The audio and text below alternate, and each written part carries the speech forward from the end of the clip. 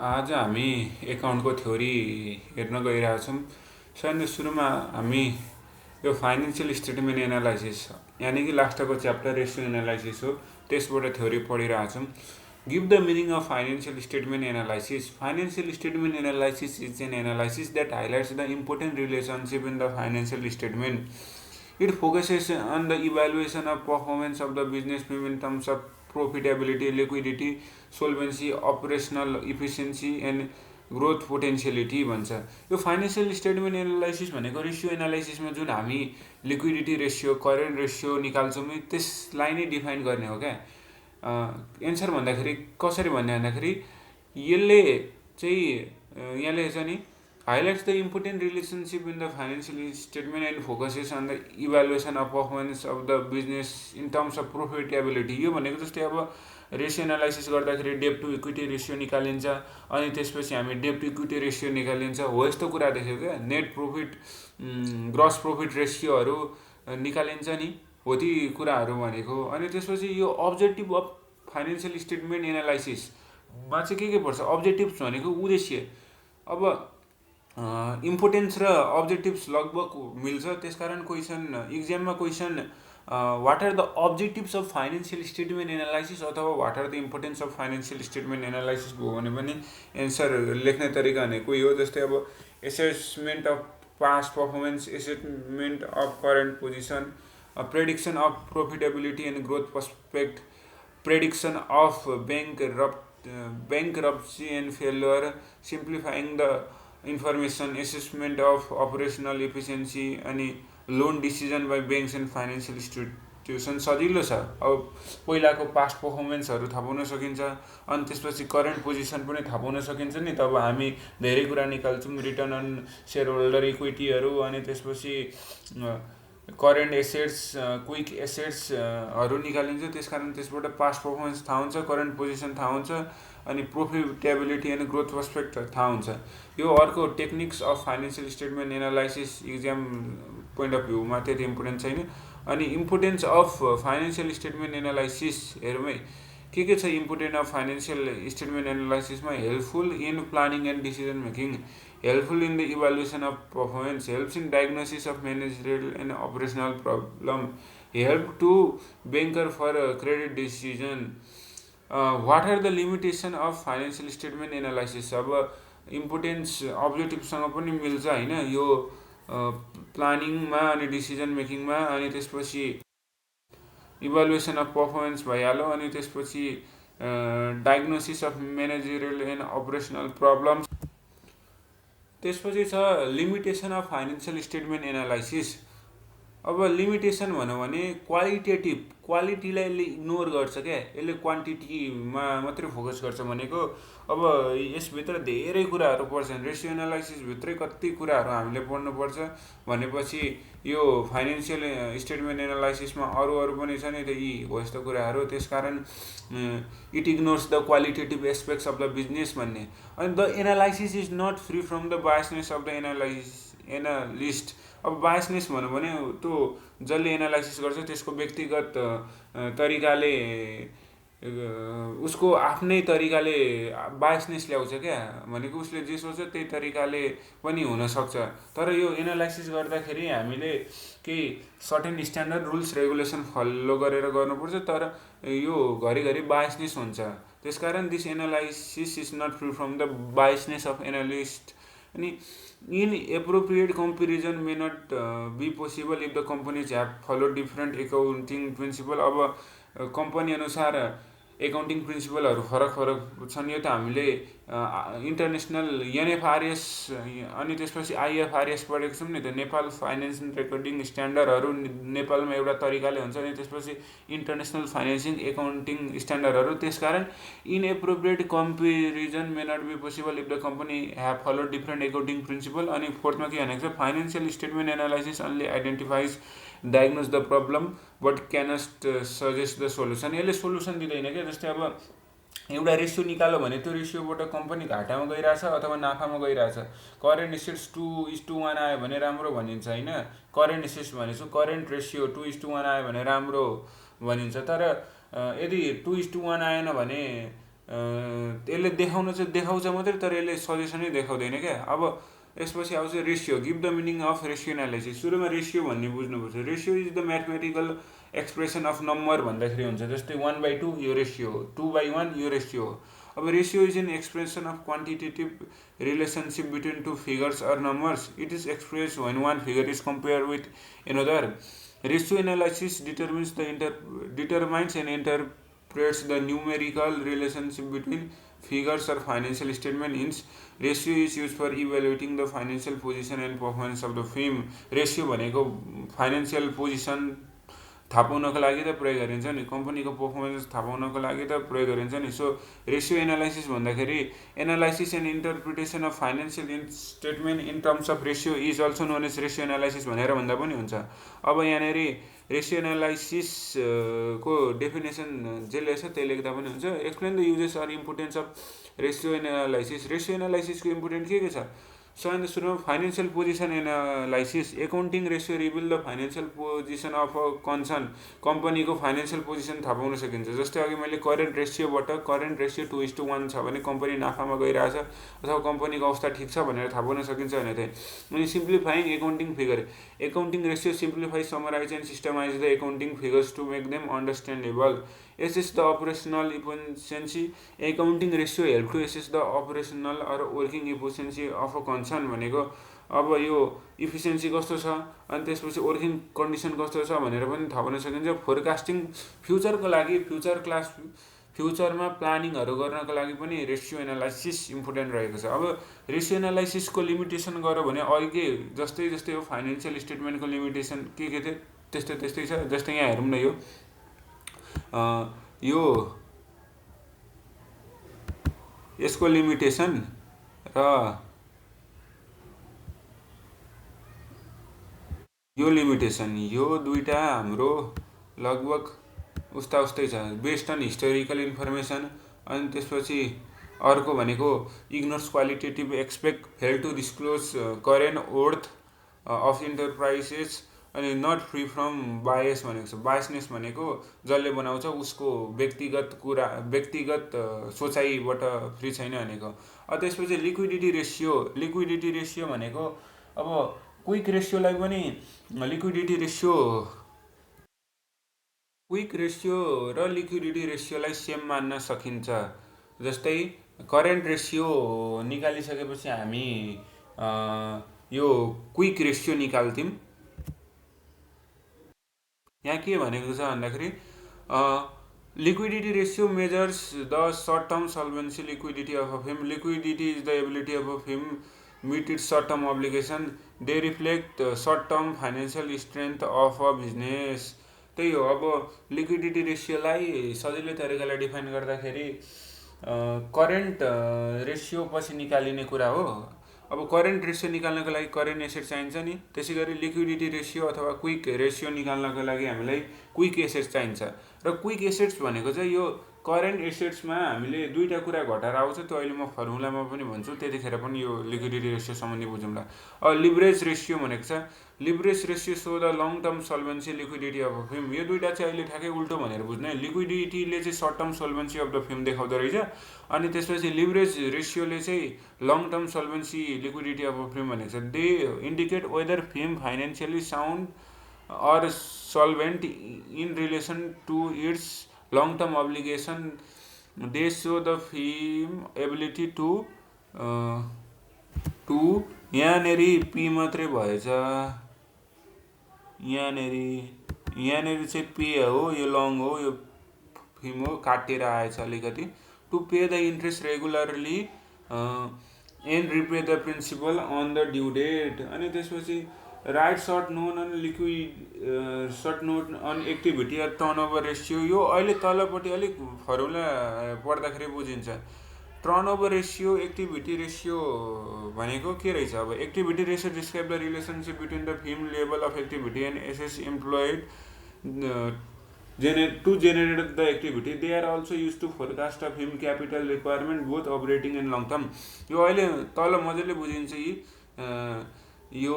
अब यसबाट मुख्य इम्पोर्टेन्ट थ्योरी भनेको चाहिँ के हो भन्दाखेरि हाम्रो फाइनेन्सियल स्टेटमेन्ट एनालाइसिस अनि फाइनेन्सियल स्टेटमेन्ट एनालाइसिसको अब्जेक्टिभ्स अनि त्यसपछि लिमिटेसन, रेसियो एनालाइसिसको अब्जेक्टिभ्स अनि त्यसपछि लिमिटेसन बुझ्ने।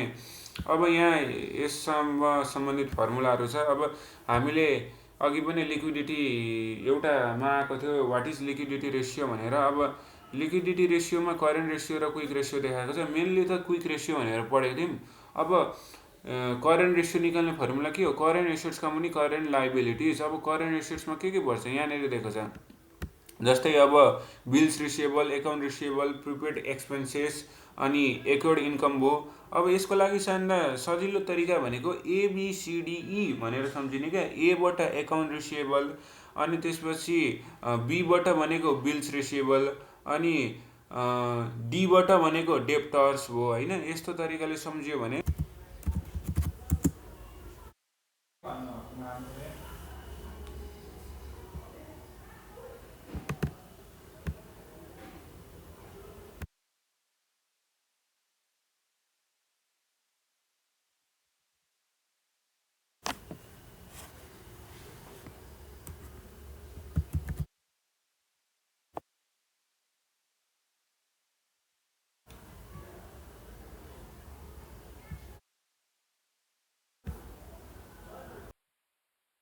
एबिसिडिई भनेको थिएँ मैले। करेन्ट एसेट्स अन्तर्गत पढ्ने भनेको एबाट एक्वर्ड इन्कम, बीबाट ब्याङ्क रिसिएबल अथवा ब्याङ्क, एबाट एकाउन्ट रिसिएबल पनि पर्छ है, तर त्यसलाई डेप्टर पनि भन्छ एकाउन्ट रिसिएबललाई।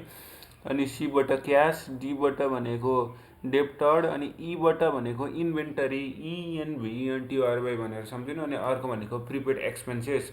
अब यो एबिसिडिई पी भन्नु यति भइसकेपछि करेन्ट एसेट्स सजिलैसँग थाहा पाउन सकिन्छ अनि करेन्ट एसेट्सको हिसाब मिल्छ। अनि त्यसपछि करेन्ट एसेट्स थाहा पाइसकेपछि करेन्ट लाइबिलिटिज अन्तर्गत अब के पर्छ,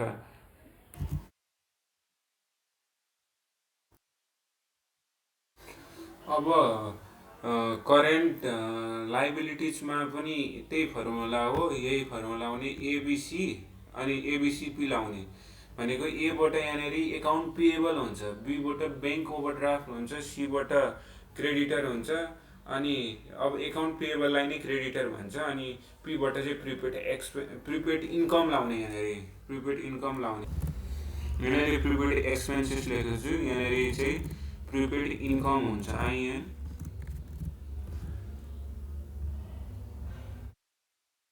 अब यसरी करेन्ट एसेट्स करेन्ट लाइबिलिटी थाहा पाइन्छ। करेन्ट रेसियो आउँछ। अब करेन्ट रेसियोमा करेन्ट एसेट्स एबिसिडिइपी, करेन्ट लाइबिलिटिजमा पनि एबिसिपी यति हालेपछि हिसाब मजाले भन्छ। अब क्विक रेसियोमा क्विक एसेट्स आउँछ। अब करेन्ट एसेट्सबाटै यो इन्भेन्ट्री र प्रिपेड एक्सपेन्सेस घटाएपछि क्विक एसेट्स आउँछ। त्यसपछि तल करेन्ट लाइबिलिटिज त सेम हुँदै हो। अब करेन्ट रेसियो र क्विक रेसियो आयो। त्यसपछि अब लिभरेज रेसियो भनेको चाहिँ अघि पनि आएको थियो नि, यो लिभरेज रेसियो अनि त्यसपछि हाम्रो लिक्विडिटी रेसियो। लिक्विडिटी रेसियोले चाहिँ short term solvency of a firm भनेको छ अनि त्यसपछि लिभरेज रेसियोले चाहिँ long term solvency liquidity of a firm भनेको छ क्या। यो सजिलैसँग थाहा पाइन्छ। करेन्टमा भनेको चाहिँ अब 1 वर्षभित्रका कुराहरू परेका छन्, तर यो लेभरेजमा भनेको चाहिँ अलिक लङ टर्म डेट जस्तो कुरा परेका छन्। त्यही भएर चाहिँ हाम्रो करेन्टले लिक्विडिटी रेसियोले सर्ट टर्मलाई जनाएको छ, लेभरेज रेसियोले लङ टर्मलाई जनाएको छ। अब त्यसपछि यहाँनिर डेप्ट इक्विटी रेसियो भनेको छ। डेप्ट इक्विटी रेसियोको फर्मुला भनेको लङ टर्म डेप्ट बाई सेयर होल्डर इक्विटी। अब यसको लागि चाहिँ सजिलैसँग सम्झिनको लागि मैले ट्रिक चाहिँ लेस्बियन भनेर सम्झेको छ। माथि एलबाट लङ टर्म डेप्ट अनि यसबाट सेयर होल्डर इक्विटी अनि त्यसपछि डेप्ट टु टोटल क्यापिटलमा चाहिँ त्यही हो, लङ टर्म डेप्टका मुनि क्यापिटल इम्प्लोइड हो। अनि interest coverage ratio, fixed coverage ratio यो त्यस्तो साह्रो नआए पनि अब कभरेज रेसियो, कभरेज भनौँ भने माथिपट्टि चाहिँ नेट प्रफिट बिफोर इन्ट्रेस्ट राख्ने अनि त्यसपछि तलपट्टि जे भनेको छ त्यही हाल्ने। जस्तै इन्ट्रेस्ट कभरेज रेसियो भन्यो भने माथि नेट प्रफिट बिफोर ट्याक्सका मुनि इन्ट्रेस्ट अनि त्यसपछि फिक्स्ड कभरेज रेसियो भनेको छ माथि नेट प्रफिट बिफोर ट्याक्सका मुनि फिक्स्ड चार्जेस। यसबाट इम्पोर्टेन्ट भनेको चाहिँ हाम्रो डेप्ट इक्विटी रेसियो अनि त्यसपछि डेप्ट टु टोटल क्यापिटल रेसियो। अनि त्यसपछि अब हाम्रो आउँछ टर्नओभर। टर्नओभर भन्ने बित्तिकै हाम्रो के हुन्छ भन्दाखेरि तलपट्टि चाहिँ जे टर्नओभर भनेको छ त्यही हुन्छ। जस्तै इन्भेन्ट्री टर्नओभर भनौँ भने तलपट्टि इन्भेन्ट्री हुन्छ, डेप्टर्स टर्नओभर भनौँ भने तलपट्टि डेप्टर्स हुन्छ। अनि त्यसपछि यहाँनिर फिक्स एसेट टर्नओभर भनेको छ, अनि तलपट्टि फिक्स एसेट हुन्छ। टोटल एसेट्स टर्नओभर रेसियो भनेको छ, तलपट्टि के हुन्छ भन्दाखेरि टोटल एसेट्स हुन्छ। सो अब टर्नओभर भनौँ भने तलपट्टि टर्नओभर भन्दाखेरि तलपट्टि जे टर्नओभर भनेको छ त्यही हुन्छ नि। माथिपट्टि चाहिँ सधैँ अब नेट सेल्स हुने हो, तर कन्डिसन अनुसार हुन्छ। जस्तै अब इन्भेन्ट्री सुरुको वर्षको पनि अन्तिमको वर्ष पनि दिएको छ भने चाहिँ त्यस्तो केसमा माथि कस्ट अफ गुड्स सोल्ड हुन्छ, नत्र माथि नेट सेल्स नै लाग्थ्यो। अब यहाँ हेरौँ न, फिक्स एसेट टर्नओभर रेसियोमा पनि नेट सेल्स छ, टोटल एसेट्स टर्नओभर रेसियोमा पनि माथि नेट सेल्स छ, अनि क्यापिटल इम्प्लोइड टर्नओभर रेसियोमा पनि अब टर्नओभर भनेको छ, जे टर्नओभर भनेको छ त्यो तल, माथि चाहिँ नेट सेल्स लाउने। जहिले पनि बुझ्ने टर्नओभर रेसियो भन्दाखेरि माथिपट्टि नेट सेल्स अनि तलपट्टि चाहिँ तलपट्टि चाहिँ जे टर्नओभर भनेको छ त्यही टर्नओभर लाउने। अब यसमा घरिघरि यो इन्भेन्ट्री टर्नओभर रेसियोमा चाहिँ प्रायः जस्तो हाम्रो माथि कस्ट अफ गुड्स सोल्ड नै लाग्छ होइन, कस्ट अफ गुड्स सोल्ड नै लाग्छ। अनि तलपट्टि एभरेज इन्भेन्ट्री लाग्छ।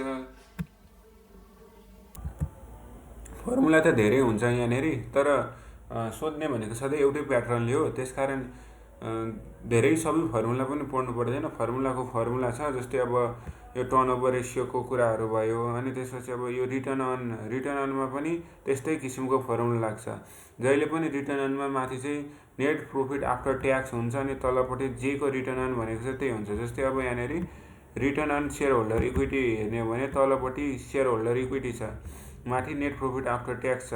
अनि फेरि अर्को return on common share holder equity भनौँ भने माथि नेट प्रफिट आफ्टर ट्याक्सै छ। यसमा चाहिँ अलिकति प्रिफरेन्स डिभिडेन्ड घटाइदिएको छ। अनि रिटर्न अन क्यापिटल इम्प्लोइड भनौँ भने पनि माथि नेट प्रफिट आफ्टर ट्याक्स छ, तलपट्टि क्यापिटल इम्प्लोइड छ। यो पनि टर्नओभरको जस्तै रिटर्न अन भनेको छ, माथि चाहिँ नेट प्रफिट आफ्टर ट्याक्स, तलपट्टि चाहिँ जे को रिटर्न अन भनेको छ त्यही छ। माथि हामीले टर्नओभरमा के पढेको थियौँ, माथि चाहिँ नेट सेल्स अनि तलपट्टि जे को टर्नओभर भनेको छ त्यही छ। फर्मुला यसरी सजिलैसँग याद गर्न सकिन्छ रेसियो एनालाइसिसमा। अब हामी एउटा न्युमेरिकलमा जाऊँ। यसमा चाहिँ हामीले यसरी सोध्छ, करेन्ट रेसियो सोध्छ, अनि त्यसपछि क्विक रेसियो सोध्छ। अब अघि करेन्ट रेसियो निकाल्नको लागि current assets by current liabilities भनेर हामीले फर्मुला पढेको थियौँ। अब सायद सुरुमा करेन्ट एसेट्सभित्र अघि मैले के भनेको थिएँ, एबिसी डिई अनि पी। अब एबाट सायद सुरुमा हामीले एकाउन्ट रिसिएबल हेर्ने, करेन्ट एसेट्सभित्र एकाउन्ट रिसिएबल हेर्ने। अनि त्यसपछि बीबाट बिल्स रेसिएबल, यहाँनिर बिल्स रेसिएबल दिएको छैन। सीबाट भनेको क्यास दिएको थिएँ, क्यास भनेको थिएँ। अनि त्यसपछि एबिसी डी भनेको डेप्टर भनेको एकाउन्ट रिसिएबल भइहाल्यो। अनि एबाट एकर्ड इन्कम भन्ने थियो। यही फर्मुलालाई मैले आधार मान्नु भनेको थिएँ। एबिसिडिई, ईबाट इन्भेन्ट्री, पीबाट प्रिपेड एक्सपेन्सेस हो। यो कुराहरू हाम्रो करेन्ट एसेट्सभित्र पर्छ। अब यहाँनिर यो न्युमेरिकलमा पनि करेन्ट एसेट्सभित्र के पर्यो भन्दाखेरि एकाउन्ट रिसिएबल परिहाल्यो, अनि क्यास परिहाल्यो, अनि त्यसपछि इन्भेन्टरिज पनि पर्यो, किनभने एबिसिडिई, ईबाट इन्भेन्टरी भनेर सम्झिने भनेको थिएँ। अनि यो अब प्रिपेड एक्सपेन्सेस भएको भए चाहिँ पर्थ्यो, तर यहाँनिर प्रिलिमिनरी एक्सपेन्सेस दिएको छ, प्रिलिमिनरी एक्सपेन्सेस दिएको भएर त्यो परेन। त्यसकारण एकाउन्टमा अब प्रिपेड एक्सपेन्सेस र प्रिलिमिनरी एक्सपेन्सेस हेर्दाखेरि उस्तै लाग्छ, तर यिनीहरूले धेरै डिफ्रेन्स पार्छ। अब कुन इयरको भनेको छ, 2075 भनेको यो इयरको। अब एकाउन्ट रिसिएबल 3 लाख दिएको छ, क्यास भनेको 3 लाख 6 लाख भइहाल्यो, अनि त्यसपछि इन्भेन्ट्री 1 लाख भनेको हाम्रो करेन्ट रेसियोको माथि कति भयो भन्दाखेरि 7 लाख भयो। अब करेन्ट लाइबिलिटिज पनि कसरी हेर्ने भनेको थियो, एबिसी अनि पी भनेको थियो। एबाट अब एकाउन्ट पेएबल, अनि त्यसपछि बीबाट भनेको ब्याङ्क, अनि सीबाट भनेको क्रेडिटरलाई नै एकाउन्ट पेएबल भन्छ। अनि एबाट अर्को हाम्रो एक्युर्ड एक्सपेन्सेस थियो, यो करेन्ट लाइबिलिटिज हेर्नको लागि एबिसी अनि पीबाट प्रिपेड इन्कम। अब यहाँनिर के छ हेरौँ, यहाँबाट लाइबिलिटिज साइडमा हाम्रो एकाउन्ट पेएबल छँदैछ, अनि त्यसपछि हाम्रो के छ अर्को भन्दाखेरि ब्याङ्क ओभरड्राफ्ट छ भनेपछि यो दुईवटा पावर हो हाम्रो 1,50,000 प्लस 1,50,000 3,00,000 हो। यसरी करेन्ट एसेट्स निकाल्न सकिन्छ। यी करेन्ट एसेट्समा यो 3वटा जोडेको छ। कसरी 7,00,000 आयो भने दिइहालेँ, करेन्ट लाइबिलिटिजमा कसरी 3,00,000 आयो भने दिइहालेँ। अब क्विक रेसियोमा के भनेको थिएँ भन्दाखेरि quick assets by current liabilities हुन्छ। अब क्विक एसेट्स चाहिँ कसरी निकाल्ने? क्विक एसेट्स भनेको करेन्ट एसेट्समै यदि हामीले प्रिपेड एक्सपेन्सेस र इन्भेन्ट्री घटाइदिउँ भने आउँछ भनेको थियो। अब यहाँ करेन्ट एसेट्स भनेको 7,00,000 छ। अब इन्भेन्ट्री पनि जोडेर आएको हो नि त, त्यसकारण हामीले इन्भेन्ट्री घटाइदिउँ यहाँबाट।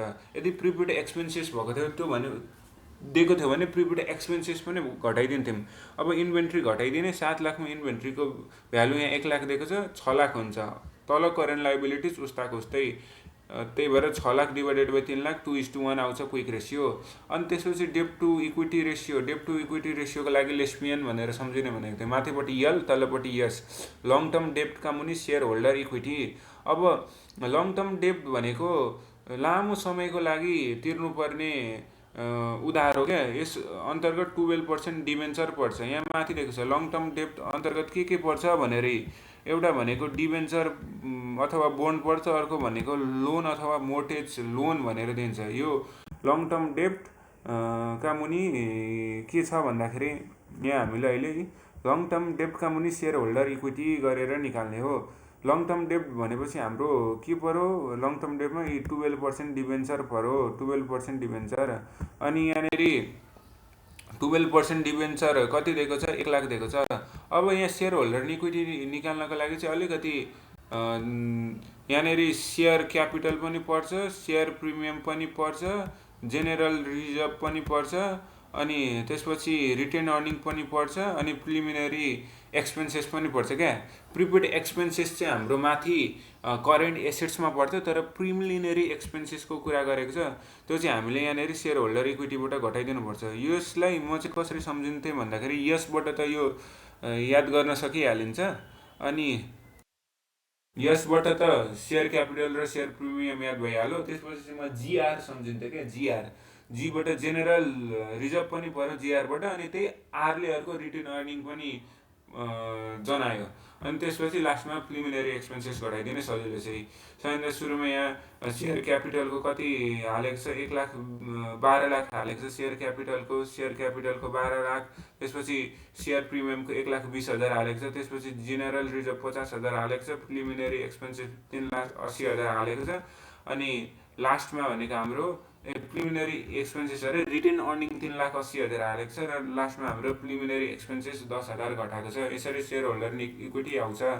अनि अब एउटा सजिलो अर्को फर्मुला पनि छ। यहाँ लङ टर्म डेब्ट र सेयर होल्डर इक्विटीलाई जोडो भने एउटा क्यापिटल इम्प्लोइड भन्ने आउँछ क्या। त्यो हामीलाई चाहिन्छ अहिले क्यापिटल इम्प्लोइड पनि।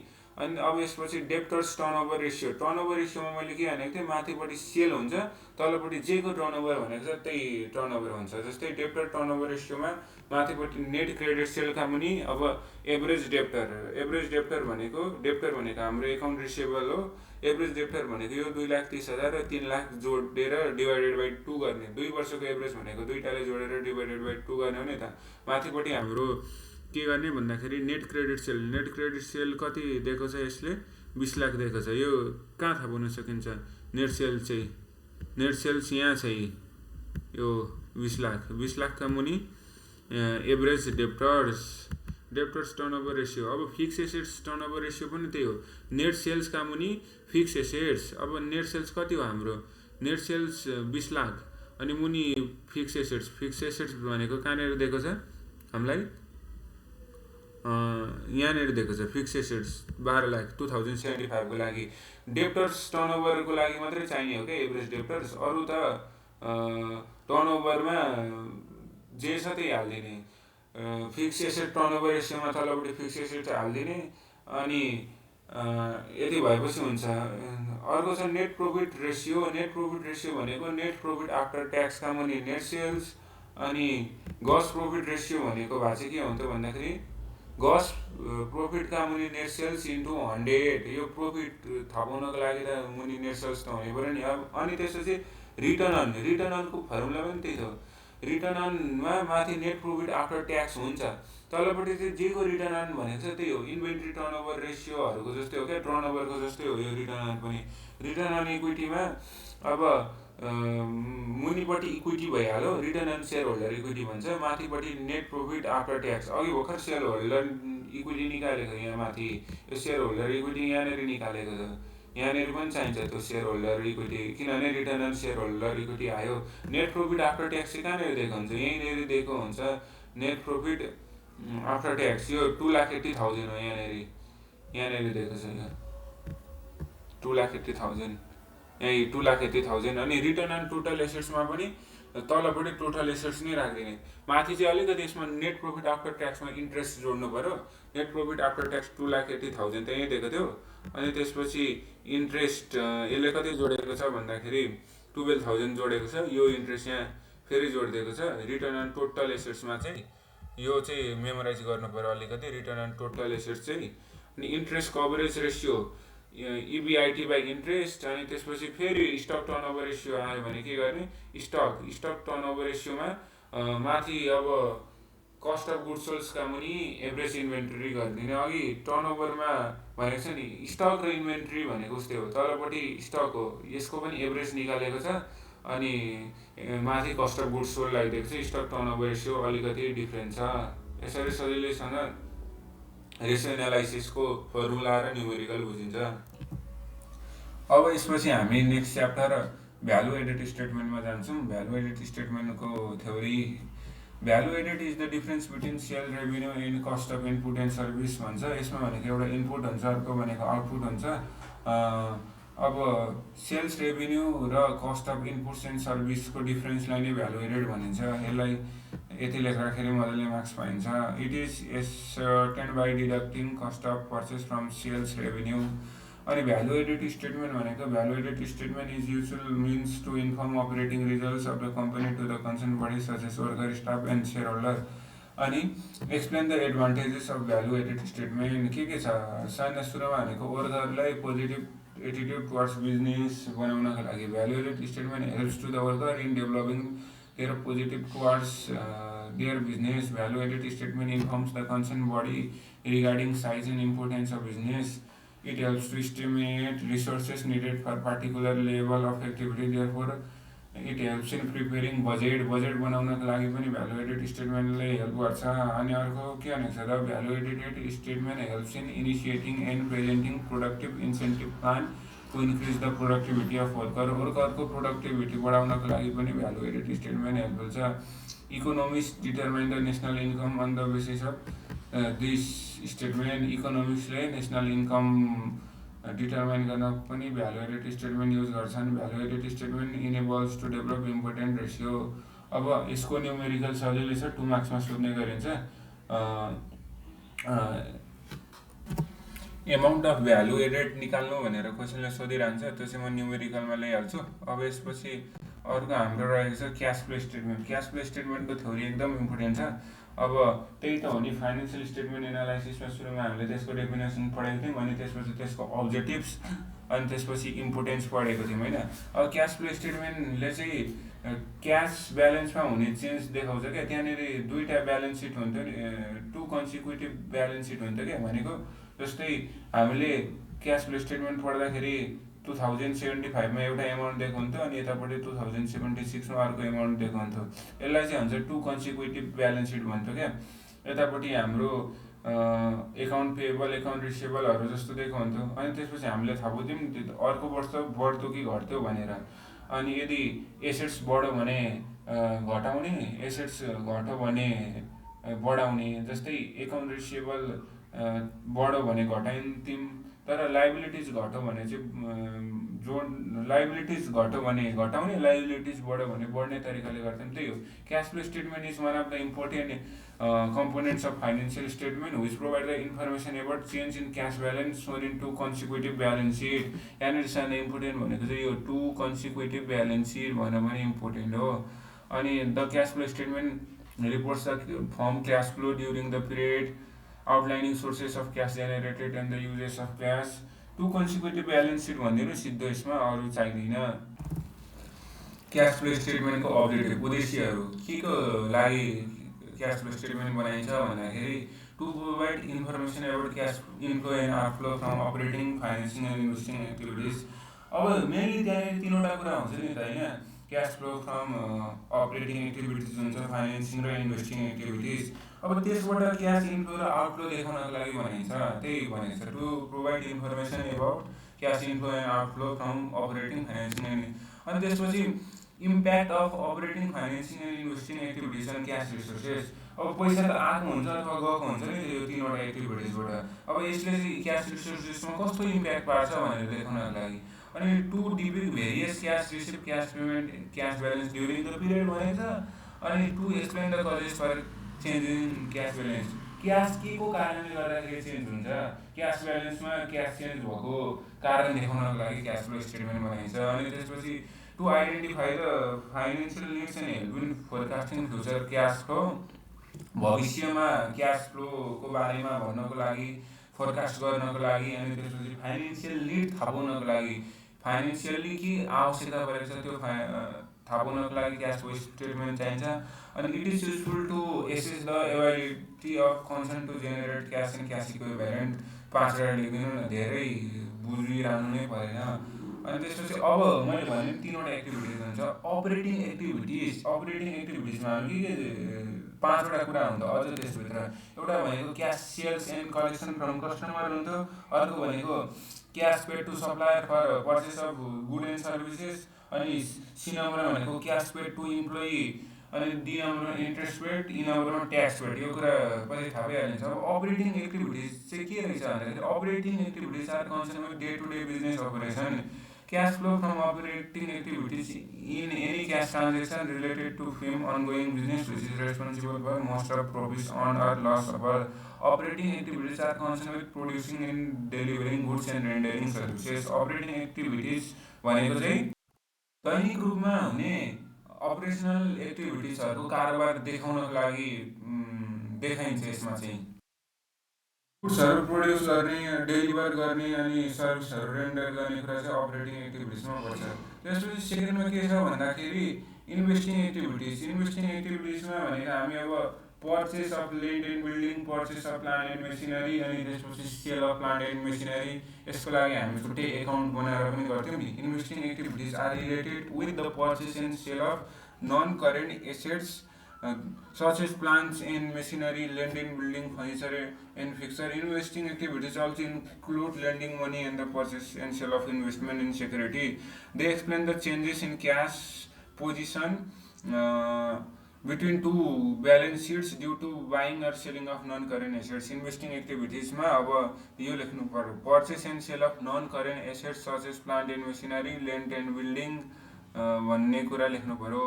अनि त्यसपछि फाइनेन्सिङ एक्टिभिटिज। फाइनेन्सिङ एक्टिभिटिजमा अब हामी त्यो share issue of share premium, increase in share premium पनि भन्छ त्यसलाई। अनि issue of equity share, redemption of debenture जस्ता कुराहरू हाल्थ्यौँ नि त होइन। अनि financing activities are concern with fund generation through owners capital and borrowed capital. Financing activities also include the repayment of डेब्ट एन्ड पेमेन्ट। अब यति तिनवटा कुरा चाहिँ जानिराख्नु पर्यो।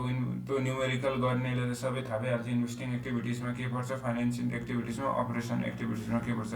अनि यो क्वेसन सोधेको थियो 2076मा, change in net income does not necessarily mean change in cash flow.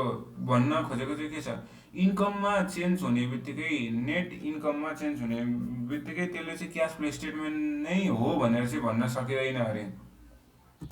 यो चाहिँ किन भन्दाखेरि नेट इन्कमले उधारोमा हुने कारोबार र क्यासमा हुने कारोबार दुइटैलाई देखाउँछ अरे, तर क्यास फ्लो स्टेटमेन्टले चाहिँ क्यासमा हुने कारोबारलाई मात्रै देखाउँछ।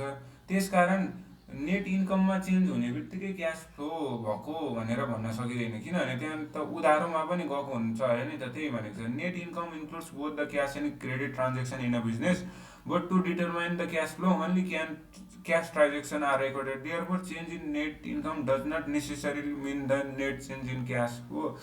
we know that income statement is based on accrual basis and cash flow statement is based on cash basis, due to which the income or expenditure may not change the cash position. अब यहाँनिर दुईवटा कुरा थाहा पाउनु पऱ्यो। एउटा भनेको चाहिँ क्यास फ्लो स्टेटमेन्ट चाहिँ क्यास बेसिसमा भएको डिपेन्ड हुन्छ अरे, तर अर्को हाम्रो इन्कम स्टेटमेन्ट चाहिँ एक्रुअल बेसिसमा डिपेन्ड भएको हुन्छ अरे। अब क्यास बेसिस र एक्रुअल बेसिस भनेको के हो? क्यास बेसिस भनेको चाहिँ इन्कम र एक्सपेन्सेसहरू क्यास रिसिभ अथवा क्यास दिएपछि रेकर्ड गरिन्छ भने त्यसलाई भनिन्छ क्यास बेसिस। जुन दिन पाएको छ त्यही दिन रेकर्ड गर्नुलाई भन्छ क्यास बेसिस। तर एक्रुअल भनेको चाहिँ अब इन्कम चाहिँ रेकर्ड गरियो तर पैसा पछि पाइयो, अलिक पछिल्लो दिनमा पायो, त्यस्तोलाई भन्छ एक्रुअल बेसिस अफ एकाउन्टिङ भन्छ क्या। यो एक्रुअल बेसिस चाहिँ ठुल्ठुला कम्पनीहरूले युज गर्छन्। अब अगाडि पनि आउँछ हाम्रो क्यास बेसिस र एक्रुअल बेसिस डिफ्रेन्सहरू, त्यतिखेर पनि बुझ्न सकिन्छ। अब basically the change in net income does not mean the change in cash flow in the flowing condition. यी क्रेडिट सेल्स हुन्छ अरे, अनि त्यसपछि क्रेडिट पर्चेस, आउटस्ट्यान्डिङ एक्सपेन्सेस अनि आउटस्ट्यान्डिङ इन्कम भनिन्छ। अब यहाँनिर objectives of cash flow statement उद्देश्य अघि नै भनिसकेको छ, यो टु प्रोभाइड द इन्फर्मेसन होइन। अनि त्यसपछि अब्जेक्टिभ्स र इम्पोर्टेन्ट उस्तै तरिकाले लेख्दाखेरि हुने हो, तर बुकमा चाहिँ छुट्टा छुट्टै दिएको छ क्या। अब्जेक्टिभ्स उद्देश्य अर्कै, अनि यहाँनिर इम्पोर्टेन्स किन आवश्यकता छ भन्दाखेरि अब cash flow statement summarise the performance of organisation on cash planning cash basis since income statement is prepare on accrual basis. अब so cash flow statement is consider as better indicator of future cash planning. के भनेको यसले भन्दाखेरि cash flow स्टेटमेन्टले चाहिँ cash बेसिसमा बनाउँछ नि त। अब फ्युचरमा क्यास प्लान गर्नको लागि त क्यास बेसिसमै हुनु पऱ्यो होइन, नगदको प्लान गर्नको लागि त नगदमै आधारित कारोबार हुनु पऱ्यो नि त। सो त्यसपछि better indicator for future cash planning लेख्ने। अनि सेकेन्डमा cash flow statement disclose the movement of internal fund भनेर भन्ने। Therefore this statement is more appropriate for internal financial planning. कम्पनीको भित्री फाइनेन्सियल प्लानिङ, रिपोर्टिङ, कन्ट्रोलिङ र डिसिजन मेकिङको लागि इम्पोर्टेन्ट छ। Reporting, controlling, decision making, planning. अनि त्यसपछि अरू the interest holder of a company can easily criticize analyze the organization with the help of cash flow statement. अनि त्यसपछि अर्को भनेको cash flow statement provides a valuable guideline to evaluate the company financial health to various group of users भनेको छ। Cash flow statement is useful in making internal as well as external investment and financial decision such as project एक्सपान्सनको कुरा गरेको छ।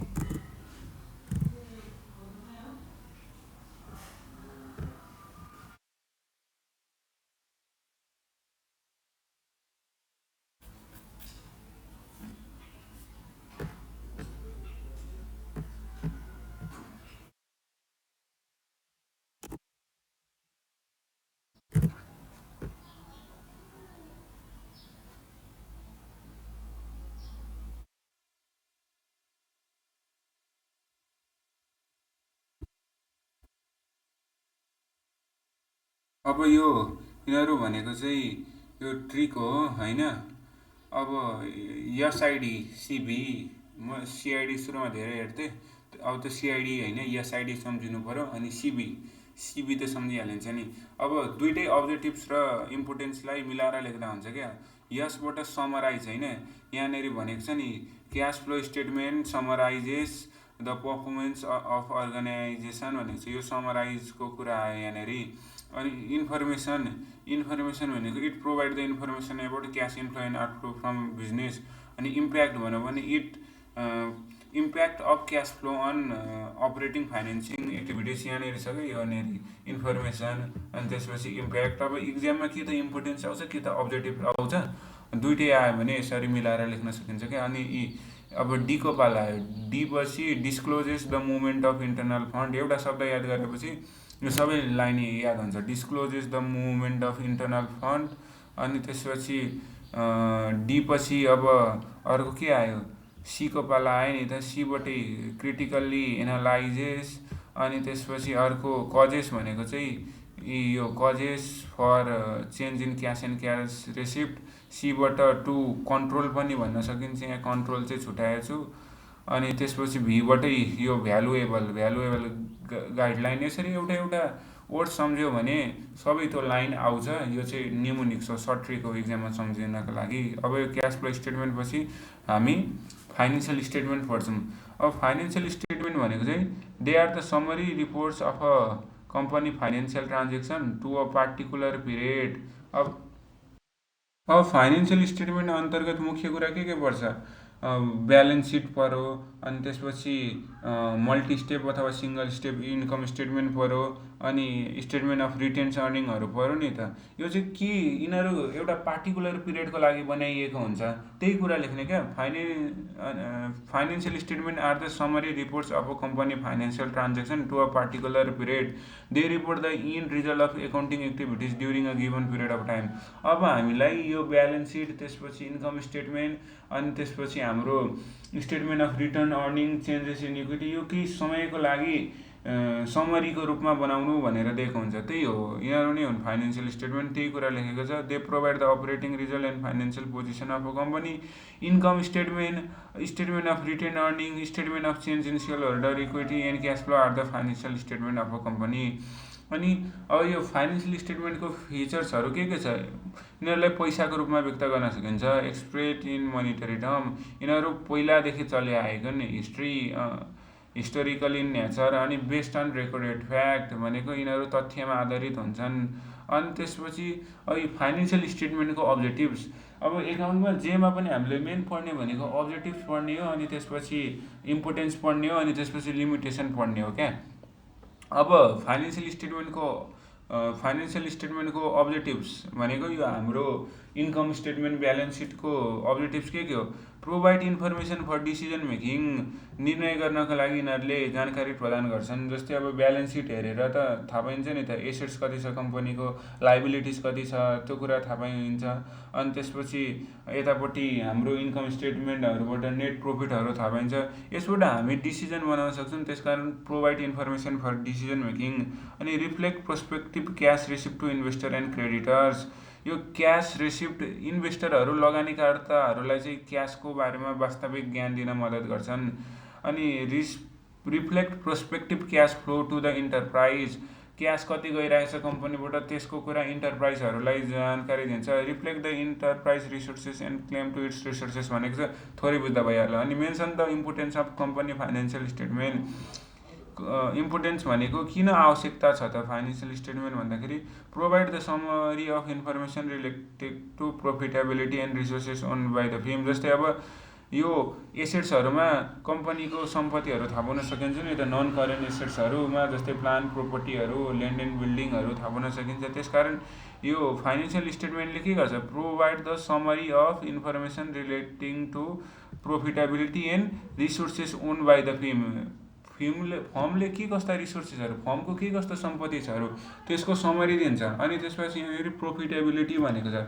अनि हामी net income थाहा पाउँछौँ कि थाहा पाउँदैनौँ, प्रफिट थाहा पाउँछौँ कि थाहा पाउँदैनौँ यो इन्कम स्टेटबाट, त्यही कुराहरूले गरेको। अनि त्यसपछि अर्को के भनेको छ, provide the information which can be compared with those of other firms भनेको छ। अनि use as basis for management decision making purpose like planning, promotion, researches and development decision.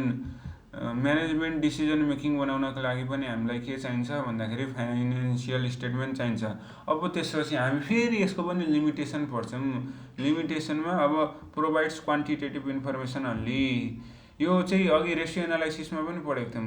Quality त दिँदै दिएन रेसियोले, क्वान्टिटेटिभ एनालाइसिस मात्रै दियो, क्वान्टिटेटिभ इन्फर्मेसन मात्रै दियो भनेको त्यही कुरा छ। अनि त्यसपछि हिस्टोरिकल इन नेचर, यो तथ्यमा आधारित छ, इतिहासको कुरा गरेको छ। यहाँ समराइज रिपोर्ट भनेको अब अघि समरीमा दिन्छ। अब समरीमा दिइसकेपछि त सबै कुरा थाहा पाइँदैन नि त। फुटबल गेमको हाइलाइट्स मात्रै हेऱ्यो भने पुरै गेमको मजा आउँदैन त। त्यस्तै हो समराइज रिपोर्ट। अनि no adjustment of price level, price लेभलको एडजस्टमेन्ट हुँदैन अरे। अब इन्कम स्टेटमेन्ट, इन्कम स्टेटमेन्टको बारेमा सर्ट नोट लेख्नु भनेको छ। Income statement reports the result of company operation during a particular time. अनि त्यसपछि in other word it depicts the success or failure of a company operation. It consist of income with the expenses occurring during a period. Income स्टेटमेन्टले कम्पनीको particular period of टाइमको रिजल्टको बारेमा बताउँछ। त्यही कुरा लेखेको छ यहाँनिर। Reports the result of company operation during a particular period of time. अनि explain in brief about statement of retain earning. It shows the change in retain earning with cause. Retain earning is the net income retain by their company. Important छैन यो।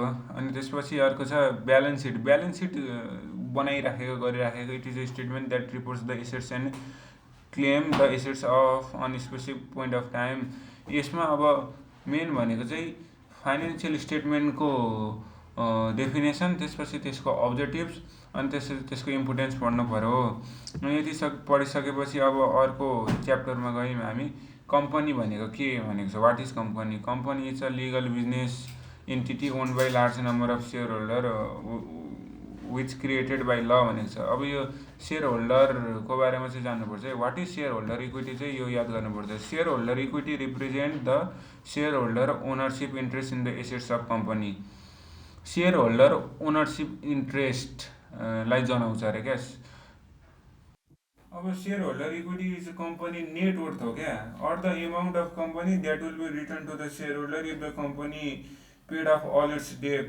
अब यो कम्पनीले सबै आफ्नो ऋणहरू तिरिसकेपछि जति त्यसमा सुरुमा लगानी गरेर बाँकी रहेको हुन्छ नि लगानीकर्ताले, त्यसलाई नै सेयर होल्डर इक्विटी भनेको छ। Share holder equity represent the share holder ownership interest in the assets of the company.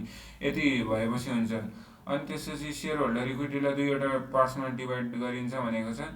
एउटा भनेको कन्ट्रिब्युटेड क्यापिटल, अनि अर्को भनेको रिटेन अर्निङ। यसरी दिएको छ।